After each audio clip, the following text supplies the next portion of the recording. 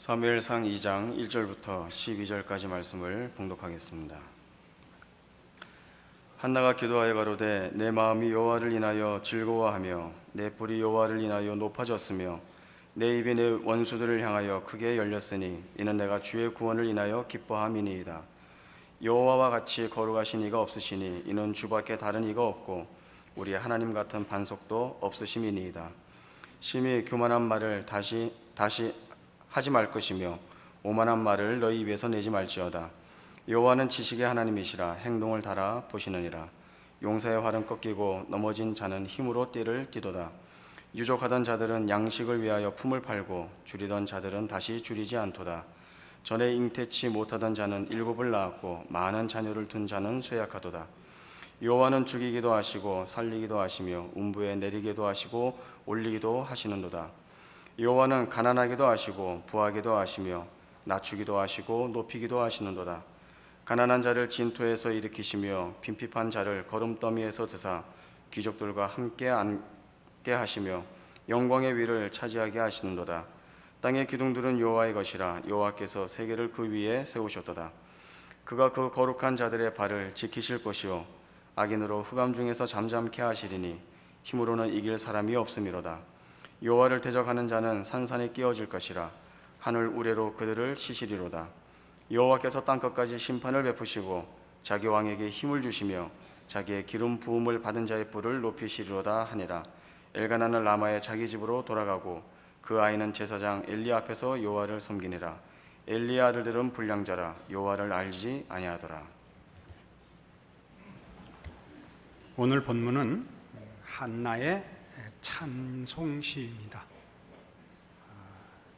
한나는 이제 하나님 앞에 그 기도의 응답을 받고 그 감격과 감사를 우리가 본 본문 같이 피력해내고 있습니다. 그러나 이 한나의 찬송에서 초점이 되는 것은 한나가 개인적인 또는 현실적인 필요에 대한 응답에 그 초점을 맞추고 있지 않고 그렇게 응답하신 하나님께 초점을 맞추고 있습니다. 한나의 처지와 필요에 대해서 하나님이 어떻게 기적적으로 그 해결을 해 주셨는가 하는 것은 한 개인의 경험에 국한되지만 이제 이 한나의 찬송시가 성경에서 가치를 갖는 이유는 그런 개인적인 필요로 인하여 찾아가고 만나고 그리고 해답을 받아서 알게 된 하나님, 그 하나님이 어떤 분인가 하는 문제는 훨씬 큰 우리가 믿는 신앙의 대상으로서의 하나님에 대한 설명이 되고 하나님에 대한 믿음의 내용이 되기 때문에 이것이 성경의 가장 중요한 초점으로 이제 등장하는 것을 놓치지 않아야 됩니다. 1절에 있는 대로 한나는 하나님께서 그의 처지를 돌아보사 그 말하자면 필요를 채우시고 체면을 세우시고 또 그 지위를 높이셨다 기뻐하고 있습니다. 그러나 2절에 그러한 기쁨이 서두에 말씀드린 대로 그 개인의 필요의 문제, 한 개인의 실존에 국한된 내용을 벗어나 하나님이 어떠한 분인가로 향하는 것을 봅니다. 여호와와 같이 거룩하신 이가 없으시니 이는 주밖에 다른 이가 없고 우리 하나님 같은 반석도 없다라는 하나님의 유일무이하심, 우리 보편적인 표현으로는 하나님의 거룩하심, 구별된 다른 모든 존재와 구별되는 하나님의 권위와 또 그 특별하심이 강조되고 있습니다. 그것은 그 뒤에 있는 모든 찬송시의 내용의 유일한 근거가 됩니다. 3절 보시면 교만한 말을 하지 말라, 오만한 말을 하지 말라 라는 것은 하나님을 의지하지 않고 하나님을 근거로 하지 않는 것으로 큰 소리 치지 말라가 됩니다. 그래서 용사의 활은 꺾이고 넘어진 자는 힘으로 띠를 띠고 유족하던 자들은 품을 팔고 줄이던 자들은 다시 줄이지 않고 잉태치 못하던 자는 7을 낳고 많은 자녀를 둔 자는 쇠락한 문제가 그 찬송의 내용이 됩니다. 말하자면 세상의 힘이나 세상의 질서가 영원한 가치거나 영원한 지위나 운명이 아니다. 하나님만이 영원한 가치와 지위와 운명을 결정하신다. 그래서 여호와는 죽이기도 하시고 살리기도 하시며 음부에 내리게도 하시고 올리기도 하시는도다. 가난하게도 하시고 부하게도 하시며 낮추기도 하시고 높이기도 하신다. 이런 반전이 진술되고 있습니다. 이러한 일들은 얼핏 보기에 그 있었던 기존 질서를 무너뜨려서 말하자면 억눌렸던 자들을 해방시키고 보상하고 하는 차원으로 읽힐 수 있습니다. 그 면이 있죠. 그러나 지금 이 억눌린 자, 억울한 자들은 죄 아래 있는 인류 전체를 말하는 것입니다. 세상의 무슨 세상적 구조나 질서에 관한 문제가 아니라 인류 모두가 그 압제 아래 있는 죄와 사망의 문제를 기준으로 갖고 있는 것입니다. 그래서 이 모든 반전은 이런 목적으로 쓰여지는 겁니다. 8절에 있는 바와 같이 가난한 자를 진토에서 일으키시며 빈핍한 자를 거름더미에서 드시는 이런 구원과 해방과 자유로 표현되고 있는 것입니다.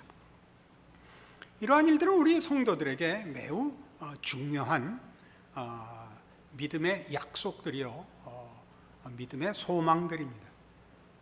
우리는 사실 살아보면 우리의 진정한 싸움이 세상적 사회의 제도나 무슨 그 시대의 풍조나 뭐 그때 현실적인 어떤 세상적 형편에 있지 않고 우리 자신의 내면 깊은 곳에 있는 죄의 문제라는 걸 압니다. 우리의 모든 그 싸움들과 불평들과 억울함들은 우리가 생각대로 살 수 없다는 데 사실 있습니다.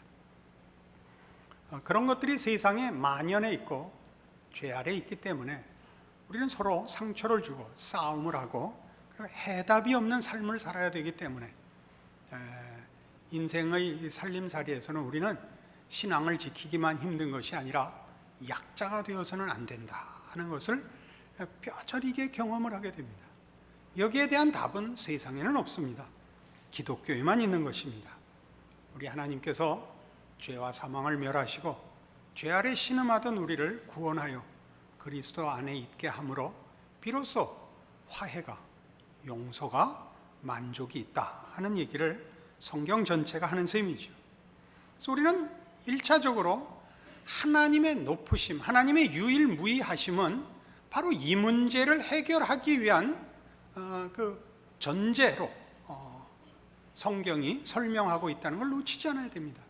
하나님의 높으심은 내 편을 들기 위함인데 그때 내 편이라는 것은 죄 아래 신음하는 나로서 나를 구원하시는 은혜로우신 하나님이 내 편인 것이지 세상적인 그 가치관과 질서를 놓아둔 채 내 편만 돼달라 그러면 우리 뭐 농담 삼아 하는 대로 연고전을 하는데 양측 기독학생회에서 열심히 기도를 하면 하나님이 어느 학교를 이기게 할 것인가 라는 모순된 문제에 봉착하게 됩니다.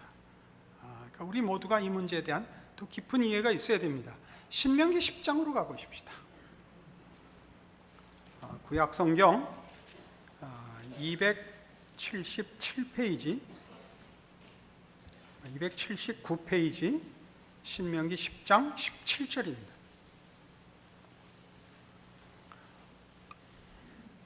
너희의 하나님 여호와는 신의 신이시며 주의 주시요 크고 능하시며 두려우신 하나님이시라. 사람을 외모로 보지 아니하시며 뇌물을 받지 아니하시고 고아와 과부를 위하여 신원하시며 나그네를 사랑하사 그에게 식물과 의복을 주시는 분이라 라고 소개되고 있습니다. 하나님의 높으심은 그 높으심이 말하자면 뭐 계급적 차원, 힘의 차원이 아니고 이 높으신 분의 최고의 의도와 계획과 뜻과 기쁘심이 불쌍한 자를 돌보시는 것이라는데 기독교 신앙에 복음된 내용이 있는 것입니다. 우리 기독교 신앙의 가장 중요한 본질은 신앙의 대상인 하나님이 어떤 분이냐 하는 것입니다. 이 하나님은 가장 높으신 분이요 유일무이하신 분입니다. 그분이 자비롭고 은혜롭고 노하기를 더디한다는데 기독교 신앙이 갖는 말하자면 힘이 있습니다. 그리고 모든 성도들이 가지는 믿음의 위로와 말하자면 그 믿음의 확신의 근거가 있습니다. 하나님은 그 앞에와 엎드리는 영혼을 외면하시지 않는 하나님이라 하는데 우리 모두의 감사가 있죠. 우리가 자격을 갖고 조건을 갖고밖에 만날 수 없다라고 한다면 우리 중에 누가 이 하나님을 감사할 수 있겠습니까? 그러나 조건 없이 그 앞에 언제나 우리의 소원을, 우리의 처지를 호소하고 응답받을 수 있다는데 우리의 신앙에 감격이 있고 자랑이 있습니다. 거기에 대한 대표적인 증거가 한나이고, 그래서 한나의 찬송시가 그토록 의미를 가지는 것입니다. 이것은 시편 113편에서 같은 내용의 것이 기록되어 이스라엘 전체의 신앙 고백으로 소개되고 있습니다. 886페이지 시편 113편입니다. 할렐루야, 여호와의 종들아 찬양하라. 여호와의 이름을 찬양하라. 이제부터 영원까지 여호와의 이름을 찬송할지로다. 해 돋는 데서부터 해 지는 데까지 여호와의 이름이 찬양을 받으시리로다. 여호와는 모든 나라 위에 높으시며 그 영광은 하늘 위에 높으시도다. 여호와 우리 하나님과 같은 자 누구리요? 높은 위에 앉으셨으나 스스로 낮추사 천지를 살피시고 가난한 자를 진토에서 일으키시며 궁핍한 자를 거름 무더기에서 드셔서 방백들 곧 그 백성의 방백들과 함께 세우시며 또 잉태하지 못하던 여자로 집에 거하게 하사 자녀의 즐거운 어미가 되게 하시는도다. 할렐루야. 이렇게 찬송시가 소개되고 있습니다. 이 시의, 이 찬송시의 가장 큰 특징과 그 중요함은 이겁니다. 한나의 찬송이 한 개인의 감격이요, 개인의 체험이요, 개인의 고백이라면 시편 113편은 동일한 내용을 갖고 있는데 이스라엘 전체 백성의 고백이라는 데 있습니다. 이 내용이 지금 거의 동일하다는 걸 아시겠죠? 7절 이해해 보세요. 가난한 자를 진토에서 일으키시며 궁핍한 자를 거름 무더기에서 드신다. 아까 우리 한나의 찬송에서 본 것이며 9절에 있는 잉태치 못한 여자로 집에 거하게 하사 자녀의 즐거운 어미가 되게 하시는도다. 이 아까 동일하게 한나의 찬송 속에 나왔던 내용입니다. 이 찬송이 말하자면 이 113편은 저자가 없습니다. 저자가 없음에도 불구하고, 개인 저자가 없음에도 불구하고 이 시편 속에 자리를 갖고 있는 이유는 모든 이스라엘 백성들이 이 찬송시의 신앙 고백을 자기의 것으로 인정했다는 뜻입니다. 이거는 긴 역사 동안에 다른 시간과 다른 장소를 산, 다른 환경과 조건 속에서 산, 처지가 달랐던 모든 이스라엘 백성이 이 내용을 인정하고 항복했다는 뜻이죠. 그래서 이것이 이스라엘의 역사에 걸쳐서 모든 국민들의 말하자면 공감 아래 시편이 되어 있는 것입니다. 그게 뭐죠? 하나님은 높으시되 낮은 자를 찾아오시는 하나님이시다 하는 것입니다. 그러므로 어떠한 조건과 환경에서도 하나님을 의지하면 답이 있다. 두려워할 것이 없다. 세상의 것으로 자랑할 필요 없다. 자랑해서는 안 된다. 마찬가지로 세상의 것으로 절망할 필요는 없다 라는 신앙 고백을 113편이 우리에게 증언하고 있는 것입니다.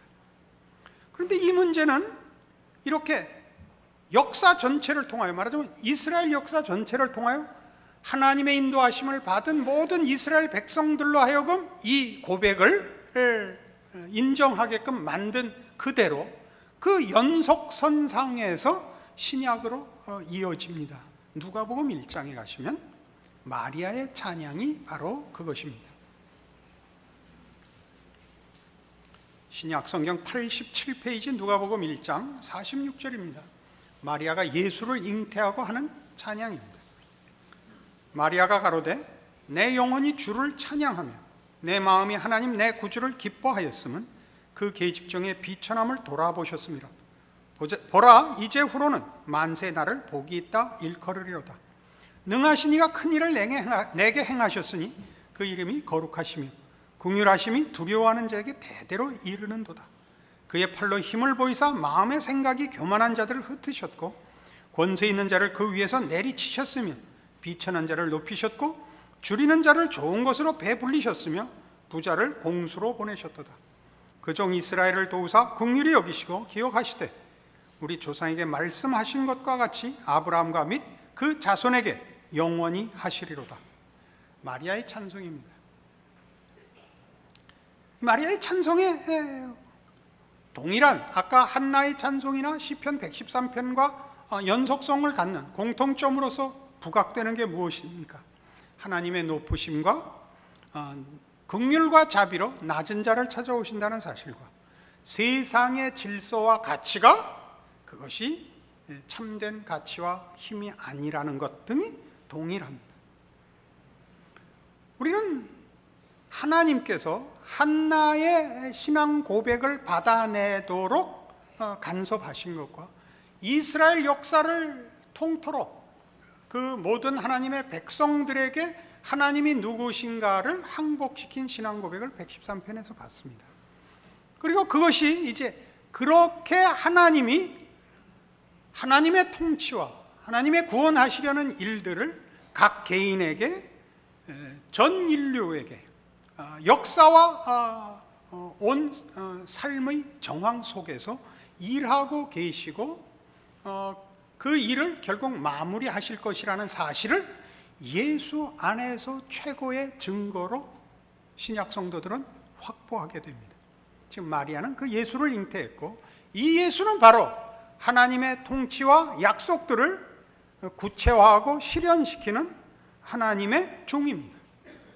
그는 하나님이시되 인간으로 오사 하나님의 이 뜻을, 이 약속을, 이 기적을 이제 이루실 것입니다. 그러니까 예수님의 생애도 보십시오. 그가 어떻게 하나님의 뜻을 이루러 온 하나님의 구원자냐? 그가 하신 일이 대표적으로 가난한 자를 돌아보는 것이었습니다. 여기서 가난하다는 것은 현실적으로 세상적 가치에서만이 아니라 보다 넓은 의미에서, 깊은 의미에서 죄 아래에 있는 무력한 인류를 상징하는 것이죠. 예수님의 공생에 제일 많았던 일들은 병자를 고치는 것, 귀신을 쫓아내는 것, 또 가난한 자를 돌아보는 것이었습니다. 자칫 잘못하면 우리는 이 일들이 가지는 좁은 의미에 제한될 위험이 있습니다. 쉽게 예수를 믿으면 병이 난다, 예수를 믿으면 부자가 된다 하는 것은 틀린 말은 아니지만 그 말이 가지는 보다 깊은 의미를 놓치게 만듭니다. 여기서 말하는 병자, 귀신 든 자, 가난한 자는 다 이 세상에서 무력한 자들이고, 다시 말해서 죄 아래 무력한 모든 인류입니다. 그러니까 예수님께서 병을 고치고 귀신을 쫓아내고 가난한 자를 돌아보시는 것은 바로 하나님의 통치 아래서 그의 자비하심과 긍휼하심으로 베푸실 하나님 나라의 완성이며 그 백성으로 부름받는 자들의 영광된 부요함을 나타내는 것입니다. 근데 이 일이 다 어떻게 일어나는가 하면, 말하자면 한나는 불임의 여인이었습니다. 그리고 마리아는 처녀입니다. 애를 낳을 수 없는 사람이 애를 낳는 겁니다. 이 일이 오직 하나님으로부터 기원하며 근거하며 시작됐다는 확실한 증거이죠. 그리고 우리에게 조건이 없다는 증거입니다. 그러니까 우리가 가지는 기독교 신앙의 최고의 핵심은 이겁니다. 하나님 앞에 우리는 언제나 용서를 구할 수 있고 자비를 구할 수 있고 복을 구할 수 있습니다. 이 일은 조금 더 확대해서 지금 마리아의 찬송으로 보자면 54절, 그 종 이스라엘을 도우사 긍휼히 여기시고 기억하시되 우리 조상에게 말씀하신 것과 같이 아브라함과 및 그 자손에게 영원히 하시리로다. 즉 하나님은 궁핍한 자를, 줄인 자를, 가난한 자를 도우실 것이라. 그리고 그 약속은 아브라함과 그 자손에게 한 영원한 약속이요, 그 핵심으로서, 열쇠로서, 가장 중요한 약속의 실현으로서 예수를 뵙습니다. 그러나 여기에 말한 이 얘기들은 바로 이 일이 얼마나 큰 약속과 하나님의 일하심에 대한 약속의 증거요, 허락이냐 하면, 아브라함과 그의 자손이라고 표현된 이 말이 그 내용을 함축하고 있습니다. 아브라함은 이스라엘이라는 나라의 시조며 모든 하나님의 백성들, 즉 믿음의 조상입니다. 그런데 그 아브라함은 그가 열국의 아비로 부름을 받고 복의 근원이 되며 저를 축복하는 자가 복을 받고 저를 저주하는 자가 저주를 받는 하나님 앞에 특별한 그 약속의 그 증인으로, 그 약속이 실현될 시작으로 세움을 받는데, 그는 그 약속을 받을 때 자식이 없었지 않습니까? 그래서 아브라함을 굳이 언급하는 이유는 그야말로 잉태치 못하는 자였기 때문입니다. 그러니까 하나님의 약속이 처음부터 어떻게 이스라엘에게 허락될 때, 모든 개인들에게 허락될 때, 하나님 당신의 하나님 되시는 어떠하심에 근거하여 그 일들을 약속하셨고 이루었느냐가 확인이 되고, 그런 차원에서 기독교 복음은 복음이 되며, 어느 시대에 어떤 형편에 있는 자이든지 하나님을 아는 자는 그 앞에 나와 무릎을 꿇을 수 있는 믿음의 담대함을 가질 수 있게 되는 것입니다. 이사야 54장에 가보십시다. 우리는 이런 식의 성경의 표현들이 얼마나 성경에 꾸준히 자주 반복되어 우리를 위로하고 있는가 확인해야 됩니다. 1033페이지 이사야 54장 1절입니다. 잉태치 못하며 생산치 못한 너는 노래할지어다. 구로치 못한 너는 외쳐 노래할지어다. 홀로 된 여인의 자식이 남편 있는 자의 자식보다 많음이니라. 여호와의 말이니라. 네 장막터를 넓히며 네 처소의 휘장을 아끼지 말고 널리 펴되 너의 줄을 길게 하며 너의 말뚝을 견고히 할지어다. 이는 내가 좌우로 퍼지며 네 자손은 열방을 얻으며 황폐한 성읍들로 사람 살 곳이 되게 할 것임이니라. 이거 지금 포로된 이스라엘에게 준 하나님의 약속입니다. 나라를 잃었습니다. 나라가 망해서 자기 나라가 없습니다. 그런데 어떻게 하라고요? 건축 설계사 불러서 설계를 하고, 토목공사 하는 사람 불러서 토목공사를 시작을 해라, 그러는 겁니다. 그것도 크게 해라, 마음껏 크게 해라. 나라가 없고 땅이 없는 자들에게 내 장막터를 넓히며 내 처소의 휘장을 아끼지 말고 널리 펴서 줄을 길게 하고 말뚝을 견고히 박으라 그럽니다. 아무 희망이 없는 자에게 왜 하나님이 이 약속을 하실 수 있죠? 어떻게 하시려고? 1절에 있는 대로 이 모든 약속들이 실현될 수 있는 이유는 잉태치 못하며 생산치 못한 자가 노래를 부르게 하시는 하나님이기 때문입니다. 무에서 유를 만들어내십니다. 그것은 물질적인 의미만이 아닙니다. 영적인 의미에서도 우리는 하나님 앞에 사랑을 입을, 은혜를 받을, 복을 받을 아무런 조건과 자격이 없습니다. 우리는 끊임없이 자격 시비에 걸립니다. 자격 시비, 스스로가. 그렇다면 기독교 신앙은 복음이 되지 않습니다. 여러분 모두가 이런 성경의 주장들에 귀를 기울이시고 자신의 신앙을 이 성경 말씀에 말하자면 묶으셔야 됩니다. 한 절 더 보죠. 이사야 40장, 같은 식의 성경의 강조들과 신앙적 위로가 얼마나 분명하게 있는가 봅시다. 이사야 40장 1절입니다. 너희 하나님이 가라사대 너희는 위로하라, 내 백성을 위로하라. 너희는 정다이 예루살렘에게 말하며 그것에게 외쳐가라. 그 복역의 때가 끝났고 그 죄악의 사함을 입었느니라. 그 모든 죄를 인하여 여호와의 손에서 배나 받았느니라 할지니라. 이스라엘 백성을 향하여 하나님이 이제 용서와 구원을 선포하시며 그걸 외치라고 명하는 장면입니다. 이스라엘은 스스로 자초하여 멸망의 길에 들어섰었습니다. 저들은 외국에 끌려가고 나라는 다 망했습니다. 그러나 이제 하나님께서 다시 그 나라를 회복하시며 그 백성들을 자기 백성으로 받으신다는 약속입니다. 여기에도 그 어느 곳에나 이스라엘에게 이제는 용서해도 되겠다라는 증거가 제시되는 데가 없습니다. 같은 40장 9절에 보시면 그래서 이런 말씀이 다시 등장합니다. 아름다운 소식을 시온에 전하는 자요, 너는 높은 산에 오르라. 아름다운 소식을 예루살렘에 전하는 자요, 너는 힘써 소리를 높이라. 두려워 말고 소리를 높여 유다의 성읍들에게 이르기를 너희 하나님을 보라 하라. 보라, 주 여호와께서 장차 강한 자로 임하실 것이요 친히 그 팔로 다스리실 것이라. 보라, 상급이 그에게 있고 보응이 그 앞에 있으며 그는 목자같이 양무리를 먹이시며 어린 양을 그 팔로 모아 품에 안으시며 젖 먹이는 암컷들을 온순히 인도하시리로다.